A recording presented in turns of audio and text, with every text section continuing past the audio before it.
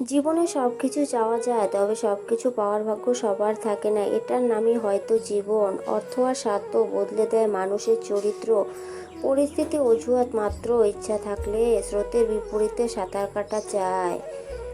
না পাওয়ার সব কিছুই সুন্দর। 50 বছরের লক্ষ টাকা দিয়ে কি হবে যদি 20 বছরের 20,000 টাকার জন্য প্রিয় মানুষটাকে হারাতে হয়? মানুষ বলে প্রেমিক প্রেমিকা একে অপরের ঠকায়, কিন্তু আমরাও ঠকেছি ফ্যামিলির কাছে। পেন্সিল হারানো থেকে শুরু করে মানুষ হারানো সফরে এসে বুঝলাম আমরা বড় হয়ে গেছি। আমারে হাসাতে দেখেছি অনেকেই, কিন্তু কাঁদতে যারা দেখেছে তারাই একান্তই আমার আপনজন। শূন্য বিকেলে পূর্ণ তুমি, তোমার অবহেলা হারিয়ে গেলাম আমি। সে বলেছিল কখনো কাঁদাবে না, আফসোস আজ সে আমায় এত কাঁদায়।